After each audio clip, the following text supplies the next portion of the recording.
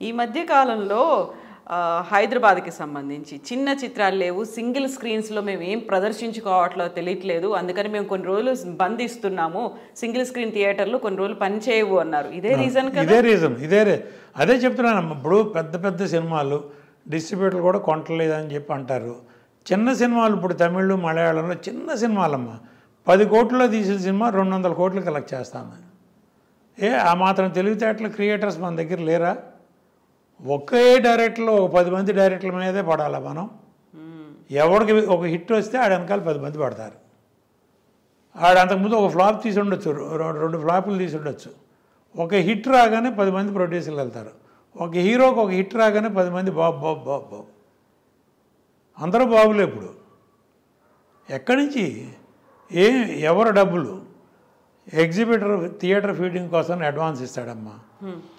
వీళ్ళందరి దగ్గర అడ్వాన్స్లు తీసుకెళ్ళి డిస్ట్రిబ్యూటర్ ప్రొడ్యూసర్కి ఇస్తాడమ్మా. ప్రొడ్యూసర్ తీసుకెళ్ళి హీరోకి, ప్రొడ్యూసర్కి, ఆర్టిస్టులకి, టెక్నీషియన్స్కి ఇస్తాడు. అల్టిమేట్గా బెనిఫిట్ పొందేది వాళ్ళు, నష్టపోయేది వీళ్ళు, ప్రొడ్యూసర్, డిస్ట్రిబ్యూటర్, ఎగ్జిబిటర్. అట్లా ఎంతకాలం భరిస్తారు? వాళ్ళు సినిమా రిలీజ్ చేయాలంటే ఎగ్జిబిటర్లు అడ్వాన్స్ ఇచ్చే పొజిషన్లో లేరు. ఎంత అడ్వాన్స్ ఇవ్వాలంటే, నాకు 500 కోట్లు అయింది కాస్టు, దాని మీద 600 కోట్లకి నేను అమ్ముతాను సినిమా, 600 కోట్లు అడ్వాన్స్ కావాలి. ఆ కొనుక్కున్న వాళ్ళు ఏదో ఎక్స్ట్రా వేసుకుని వాళ్ళు అడుగుతారు, ఇస్తే బ్లాక్ అయిపోతుంది. ఆ ఎగ్జిబిటరు, డిస్ట్రిబ్యూటరు మళ్ళీ ఇంకో సినిమాకి వెళ్ళే పరిస్థితి లేదు.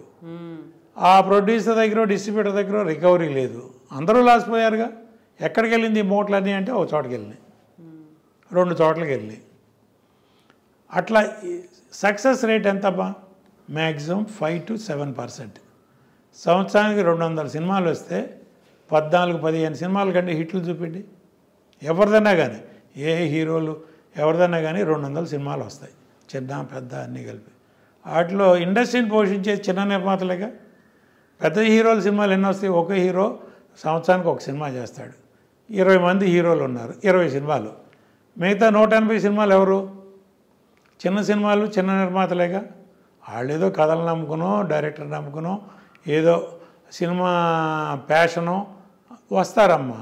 వాళ్ళని మనం ఎంకరేజ్ చేయాలా వద్దా? ఎంకరేజ్ చేయకుండా చిన్న సినిమాలకి థియేటర్లు ఇవ్వకుండా లీజు, ఇప్పుడు 1 లక్ష రూపాయలకి లీజు తీసుకుని 2 లక్షలకి ఛార్జ్ చేస్తారు డిస్ట్రిబ్యూటర్కి. ఎవరు ఏంటని కాదు, ఇండస్ట్రీ అదేమంటే థియేటర్ రన్నింగ్ లాస్ వస్తుంది. ఆ లాస్ కవర్ చేయాలంటే సినిమా ఉన్నప్పుడు ఎక్స్ట్రా వేసి కవర్ చేసుకోవాలి. వాళ్ళ ఆర్గ్యుమెంట్ వాళ్ళదే, వాళ్ళే తప్పట్టం. అసలు రెంటల్ సిస్టమ్ రావటమే దరిద్రం. ఈ రోజుకి మలయాళంలో పర్సంటేజ్ సిస్టమే, పీవీఆర్ మాల్స్ అన్నీ పర్సంటేజ్ సిస్టమే. ఆ సిస్టమ్ మిగతా థియేటర్లన్నీ ఎందుకు రావు? ఎంతన్నా రాని, సినిమా హిట్ అయితే ఒక రకం రెవెన్యూ వస్తుంది, ఫ్లాప్ అయితే ఒక రకం రెవెన్యూ. 100 రూపాయలు వస్తే 50 రూపాయలు తీసుకుందాం. ఆ 50 రూపాయలనే నేను బతికానో లేదో నా తిప్పలో, మీరు బతికారో లేదో మీ తిప్పలో. అసలు ఆ 100 రూపాయలు నేనే రెంట్లాగా తీసుకుంటాను, మీకు 100 రూపాయలు, మీకు 10 పైసలు కూడా ఎవరంటే అక్కడే కదా డిస్ట్రిబ్యూటర్లు, ప్రొడ్యూసర్లు దెబ్బతినేది. 200 సినిమాలు వస్తున్న రోజుల్లో 180 సినిమాలు ఫ్లాప్ అంటే ఊహించండి అమ్మ. ఈ మధ్య కాలంలో వస్తున్నటువంటి భారీ బడ్జెట్ చిత్రాలతో పాటుగా మల్టీ స్టారర్ చిత్రాలు, పాన్ ఇండియా చిత్రాలు, పాన్ వరల్డ్ చిత్రాలు అనేవి వస్తున్నాయి. ఒక్కొక్కటి 600 కోట్లు, 700 కోట్లు, 1000 కోట్లతో నిర్మిస్తున్నటువంటి చిత్రాలు, ఆ తర్వాత వస్తున్నటువంటి కలెక్షన్లు, ఇవి ఇంతకాలం భారీగా సాగడంతో దీని మీద డిపెండ్ అయి ఉన్నటువంటి ఫ్యామిలీలు కూడా ఎక్కువ కాలం బతుకుతున్నాయి కదా, ఏ సినిమా ఆధారంగా అనేది కూడా. ఇదే సినిమా ఆధారంగా బతుకుతున్నారమ్మ. అదొక వింగ్ అమ్మ. అట్లా ఎన్ని ఉంటాయి? నేను చెప్పినట్టు 20 సినిమాలు ఉంటాయి. మిగతా 180 సినిమాలు చిన్న సినిమాలేగా, దాని మీద కూడా బతుకుతున్నారుగా. సినిమా అనేది ఉంటే 100 మంది, 100 ఫ్యామిలీలు బతుకుతాయిగా. మినిమం 100 క్రూ కదా. 100 క్రూకి మనం అన్నం పెడుతున్నాం. వాళ్ళు మన మీద కష్టపడి నిజంగా చిన్న సినిమాలకే డెడికేటెడ్గా పనిచేస్తారు. పెద్ద హీరోలు, పెద్ద టెక్నీషియన్స్, పెద్ద ఆర్టిస్టులు, వాళ్ళకి ఒక టైమింగ్ లేదు, ఒక పాడు లేదు, ఒక ఇది లేదు, ఏమి లేదు. వస్తారు, క్యారవాన్లో కూర్చుంటారు. వాళ్ళ ఆ రోజు సీన్ ఏంటో తెలీదు, ఆ డైలాగ్ ఏంటో తెలీదు. అసిస్టెంట్ డైరెక్టర్ వెళ్ళి క్యారవాన్లోకి వెళ్ళి బాబు షార్ట్ రెడీ అంటే అప్పుడు వస్తారు, అప్పుడు డైలాగ్స్ వస్తారు, అది చేస్తారు. అప్పుడు మళ్ళీ ఒక అరగంట అక్కడ. అంతకుముందు రోజుకి 6 సీన్లు తీసేవాళ్ళం అమ్మ. నేను రామానాయుడు గారిని చూసి నేర్చుకున్నా. 6 సీన్లు తీసేవాళ్ళం, వాళ్ళు 6 షార్ట్లు ఇస్తున్నామా? ఓకే, పెద్ద సినిమాలు వాళ్ళకి వాళ్ళ మార్కెట్ వేరు, వాళ్ళ బిజినెస్ వేరు. పాన్ ఇండియా అనండి, పాన్ వరల్డ్ అనండి. శంకరాభరణం పాన్ వరల్డ్ కదా, దానవీర సూరకర్ణ పాన్ వరల్డ్ కదా, అడవిరాముడు పాన్ వరల్డ్ కదా. ఇవన్నీ 40 రోజుల్లో తీసిన సినిమాలేగా. రాఘవేంద్రరావు 40-45 రోజుల్లో తీసిన సినిమాలకి ఇవన్నీ. హిట్ అయితే పాన్ వరల్డ్, ఫట్ అయితే పాన్ ఇండియా, అది కూడా లేకపోతే పాన్ మన ఊరు.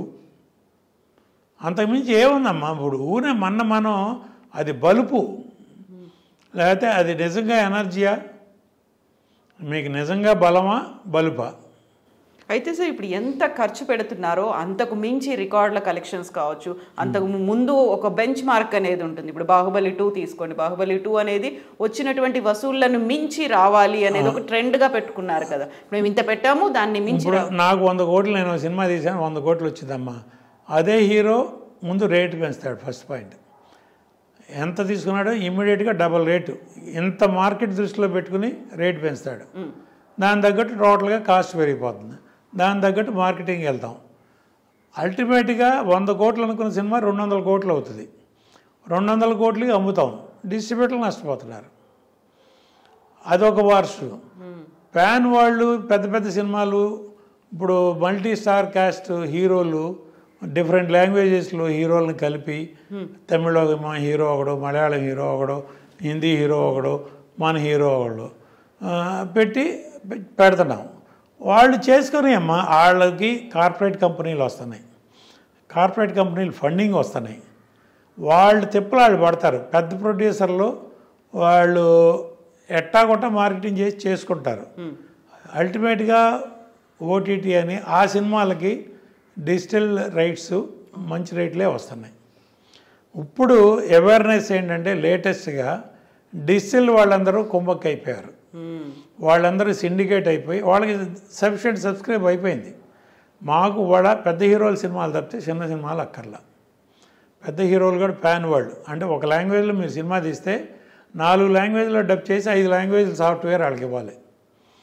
5 లాంగ్వేజ్లో వాళ్ళ నెట్ఫ్లిక్స్, అమెజాన్ వాళ్ళు వాడుకుంటారు. ఇప్పుడు మనం సినిమా తీస్తున్నామమ్మా, 3 ఏళ్ళు కష్టపడి ఒక హీరో చుట్టూ తిరుగుతాం, 3 ఏళ్ళు కష్టపడి ఒక సినిమా తీస్తాం. ఆ సినిమా మన దగ్గర ఎన్నాళ్ళు ఉంటుంది అంటే 3 నెలలు. మన వస్తువు 3 నెలల తర్వాత అది మనది కాదు. దాని మీద మన సర్వ హక్కులు ఓటీటీ వాడికో, శాటిలైట్ వాడికో, XYZ ఎవరికో ఇచ్చేస్తాం. రేపు 3 నెలల తర్వాత మనకి ఆ సినిమా మీద 100 రూపాయలు వచ్చేది లేదు. పాతాళ భైరవి, గుండం కథ, ఇవన్నీ విజయ పిక్చర్స్ వాళ్ళు, NIT బ్యానర్లు, ఇవన్నీ అన్నపూర్ణ స్టూడియో వాళ్ళు, దుక్కిపాటి వసుంధరావు వాళ్ళ సినిమాలన్నీ సంవత్సరానికి ఒకసారి విజయవాడలో రిలీజ్ అయ్యాయి. రిపీట్ రన్లు. పాత సినిమాలు దానవీర సూరకర్ణ సంవత్సరానికి ఒకసారి రిలీజ్ అయ్యేది. వాటి మీద డబ్బులు వస్తానే ఉండేవి ప్రొడ్యూసర్కి. వాళ్ళు అట్లాంటి ఇన్కమ్ లేదుగా. బట్ ఇది ఒకేసారి అంత పెద్ద బడ్జెట్తో తీసిన తర్వాత అంతే బడ్జెట్ వసూళ్ల రూపంలో వస్తుంది, అంతకు మించి వస్తుంది. ఈ బడ్జెట్ని మించి మళ్ళీ ఓటీటీల్లో ఇంకో దాంట్లో శాటిలైట్ దాంట్లో కొనుక్కుంటున్నారు. కాబట్టి ఆ రకంగా కూడా ప్రొడ్యూసర్కి, డిస్ట్రిబ్యూటర్లకి డబ్బులు వస్తున్నాయి. ఉందమ్మా, అది ఒక టైం రిస్ట్రిక్షన్ పెట్టి ఓటీటీ అమ్మండి. అంతకుముందు పీరియడ్ పెట్టి అమ్మేవాళ్ళం, 10 ఏళ్ళు 20 ఏళ్ళు అట్లా. అట్లీస్ట్ ఆఫ్టర్ 20 years నా ప్రాపర్టీ నాకు వస్తే అప్పుడు మార్కెట్, నా పిల్లలు, మనోళ్ళు, మనవరాళ్ళు వాళ్ళు మార్కెటింగ్ చేసుకుని రూపాయో 10 రూపాయో సంపాదించుకుంటారు. వస్తే వస్తుంది, లేకపోతే లేదు.